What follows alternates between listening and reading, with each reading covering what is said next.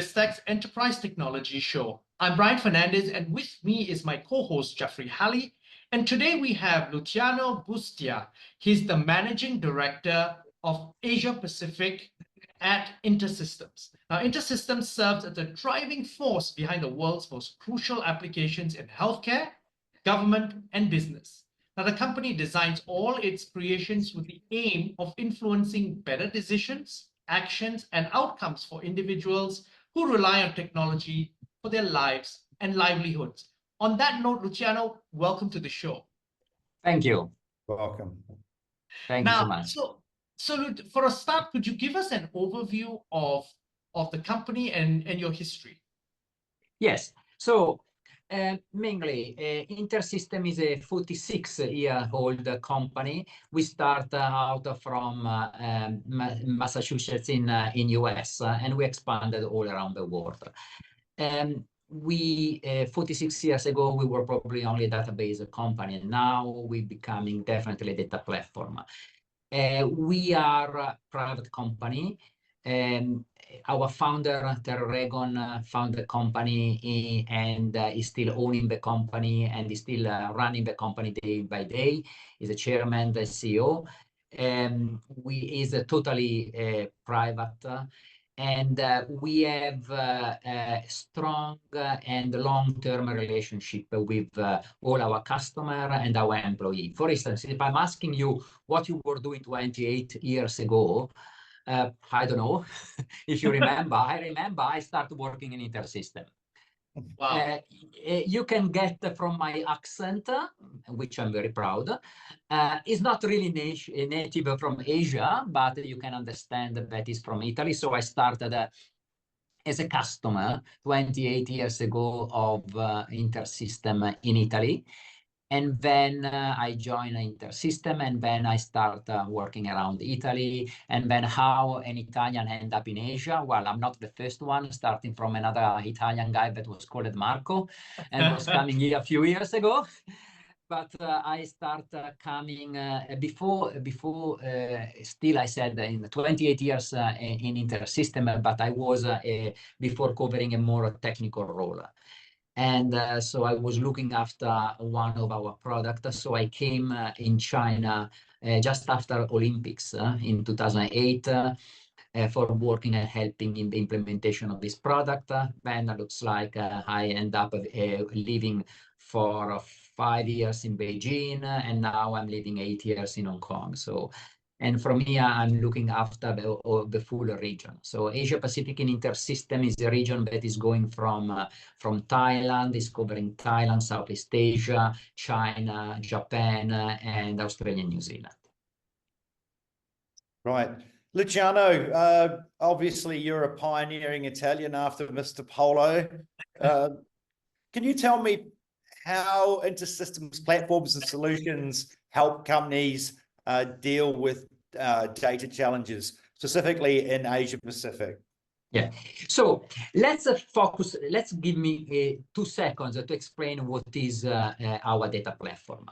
So as I said, we are coming from 46 years of experience.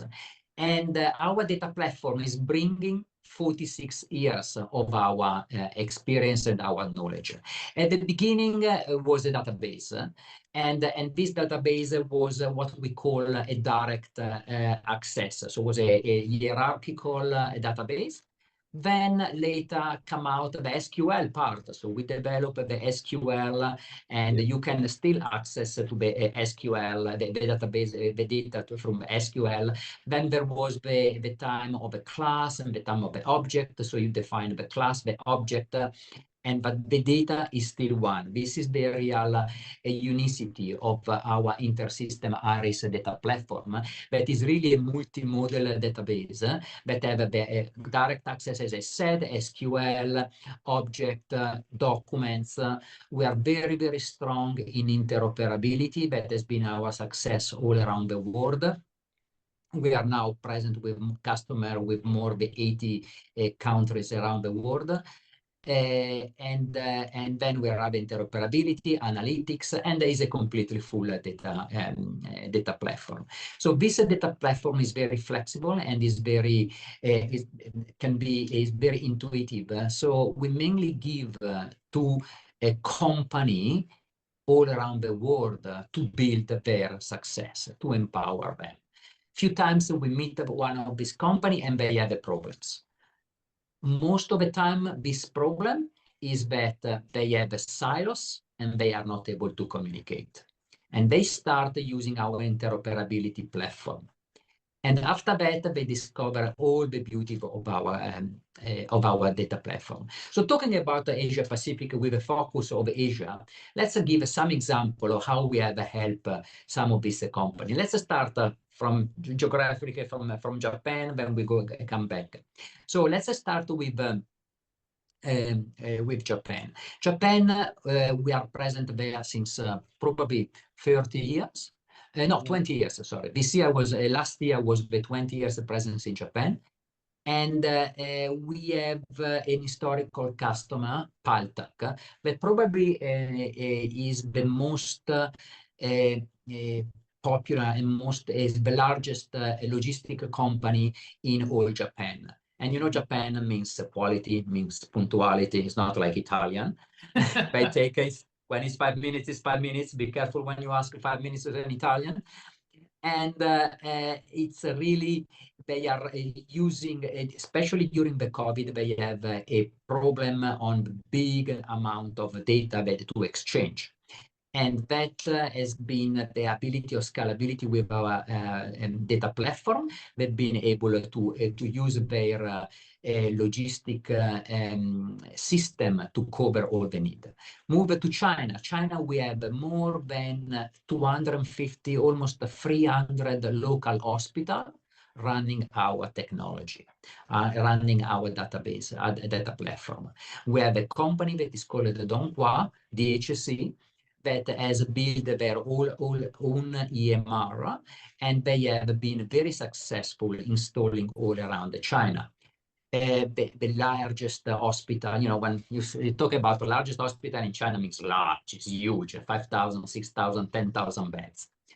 But I rather than giving this example of huge, I always like to mention two examples. Or one, you might remember during the COVID, the hospital that was built in 30 days.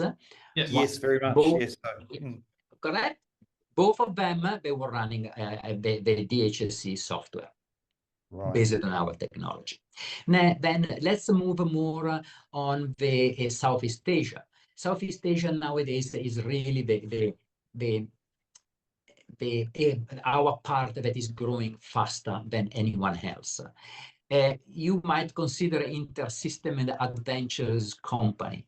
Instead, we are always thinking on a long-term relationship. And when we do a move, we always thinking a lot to do better. So during pandemic, we opened the office in Singapore. We have hired the people there, and I've never met them personally for 1.5 years because I'm living in Hong Kong. If you remember, it was not easy travel. No. Yeah. It was not easy travel. The first time I traveled, I went there. We were still quarantined going back to Hong Kong, and I finally met in person there. And then early last year, we registered our new office in Jakarta. So we opened 2 offices in the last 3 years. For this part of the world, historically presence in Bangkok. And so in the Southeast Asia, we have helped a lot of companies. Let's start from one of our oldest partners. They are Esper, based in Jakarta, and they historically worked in a hospital. So they have the top hospital in Malaysia running our technology. Then if you go to Singapore, we have Doxa.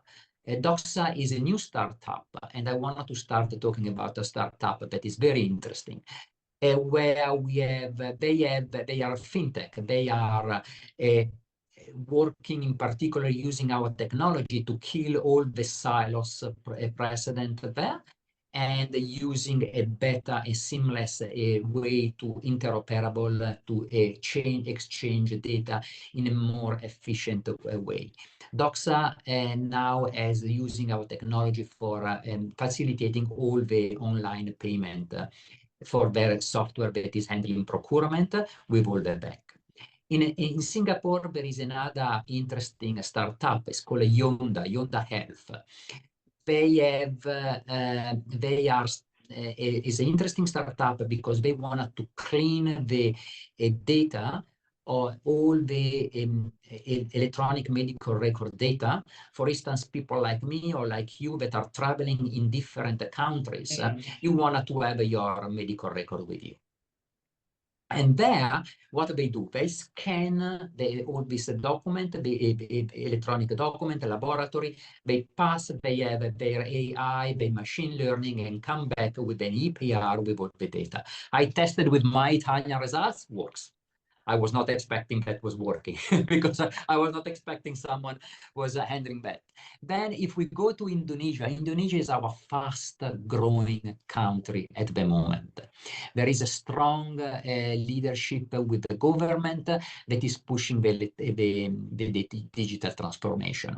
In Indonesia, yeah, in Indonesia, you know, it's people forget that it's the fourth largest, most populated country in the world, and different from a lot of others. There is a lot of time zone and a lot of island to reach, and a very, very fast growing economy. So there is another example. There is a chain of hospital. It's called the Siloam, on which they have now very challenging to put all the data together. So using our technology, our Iris for Health in Indonesia, Indonesian edition, we have put all this data together with using standard protocols and finally exchange all this data together. And I think this is really the business model of InterSystems. We are really proud of our unique technology, our unique data platform that can offer always a solution on any stage you are. And when you're coming in a country, we empower existing company that they have a pain, and we're trying to fix that pain. This company can be large, like a Paltech, like a DHC in China or Paltech in Japan, or just a startup like the one I mentioned in Singapore or Halley in Indonesia.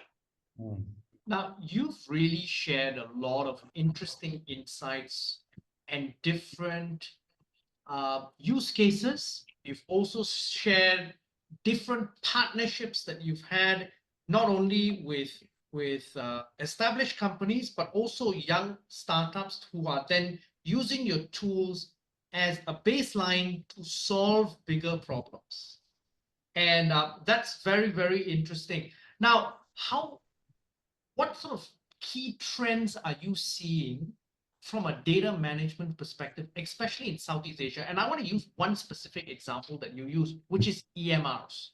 So EMRs, well, that's the holy grail, because in the healthcare industry, and you mentioned prior to the start of the show, 80% of your business actually comes in healthcare. So in the region, one of the biggest challenges, and if we go out of places like Singapore or Hong Kong, is how is data shared between the patient in the private sector and the public sector, and then within even different regions? What are you seeing, Luciano, that you're helping your customers?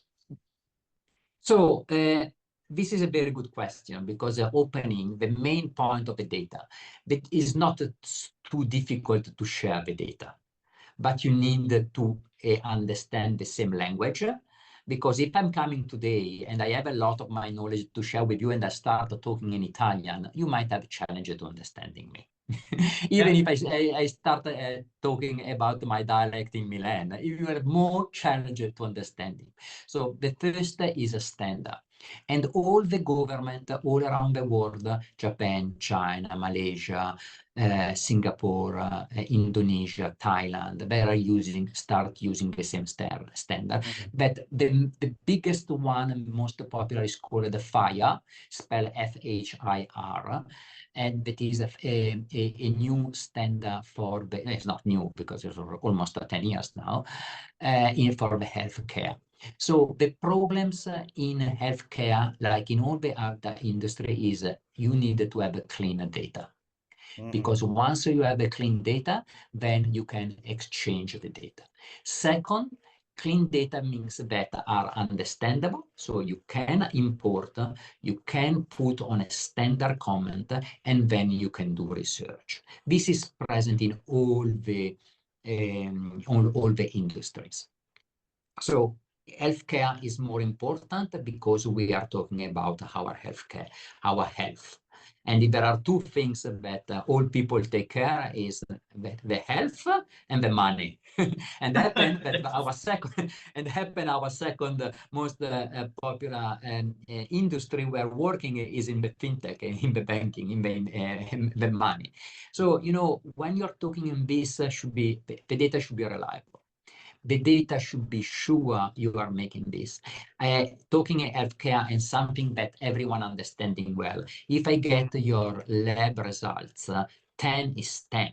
Cannot be 100, cannot be 8. If it's a wrong data, is based a wrong judgment and is based a wrong action that I'm doing to fix that. And maybe, you know, was instead of 10 was 100 because it was a different unit of measure. 10 meters or 100 centimeters. Well, you know, it's clear for us, okay? But if you don't have a standard, then you make a wrong decision that it can impact the patient. So these are definitely the biggest challenge. Then there is something else that interoperability. The data cannot stay anymore in silos. We have, unfortunately, this situation of the last 3 years teach everyone in the world that the data needed to be flow, but first of all, they needed to be understandable. So clean data, interoperability. And on top of that, everyone likes to have the new machine learning, the new AI, the new generative AI that we believe will have a positive dramatic impact in the next future. Will be like I don't know, like when a browser has been invented. Same distracting in all the industries, healthcare, logistics, banking, everywhere.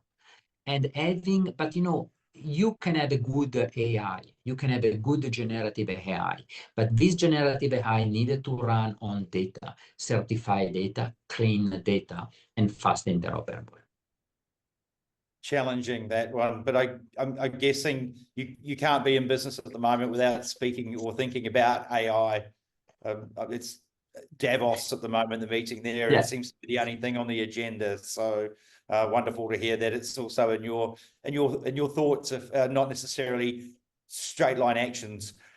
But Luciano, InterSystems has launched some new products and some new solutions lately. Could you perhaps tell us about those? So, as I said, our data platform, we generally give to the company to build their solution. And because we believe that our data platform is good, we have also built our own solution. Historically, we have two solutions. One is called the TrackCare, that is a patient record, electronic medical record that is covering all the necessity of a modern hospital. The other one is called the HealthShare. HealthShare is used at the government level, at the city level, to put together all the information of coming from different silos, coming from different EMR. Then we have our logistic orchestrator for the supply chain. And that is the same concept. We have a data model, And this data model is based on the logistic, our experience on the logistic, and is using all this data, putting all together, and is providing a set of reporting for the logistic. And the other one, total view, exactly the same for the fintech market. So nowadays we have already built a full solution for the market. So 2 historically in our healthcare, and 1 in each for logistic and fintech. That is our strong focus. Luciano, it's been a fascinating conversation. Actually, I've learned a lot, and it's just set me thinking on a lot of things. But before we leave, any final thoughts you'd like to leave the audience with? Well, nowadays, and particularly with the great energy that is coming from Southeast Asia, and I'm calling Thailand, Malaysia, especially Indonesia, we are meeting a lot of startups. And, you know, when you meet a startup, generally are all young people. And if not young in age, definitely young in brain. And that is bringing new idea. And that is when things happen.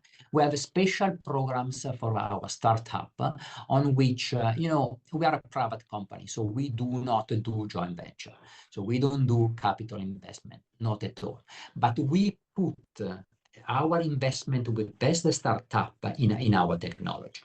Maybe they have a great idea, but they don't know how to multiply this. Maybe they have a great tool that is working on a specifically set, and they are not able to bring this international. Come to us. We are here. We have been successful in 46 years, and our CEO is having plan for the next 45 years. So, lucky him. I hope to be around for not so long. But let's see. Very well. Yeah, well, probably, but it's good. So that's it. This is where I really would like to have engaged more and more with the startups. Fantastic. Luciano, thank you very much for taking the time to be on the show. My pleasure. We've been speaking to Luciano Brustia. He's the Managing Director APAC at InterSystems. I'm Brian Fernandez. And I'm Jeffrey Halley. And you've been watching and listening to Biztech's Enterprise Technology Show. Now, this interview will be on our website, www.biztech.asia, as well as our syndication partners, TV stations, radio stations, and websites. Thanks a lot for tuning in. Thank you.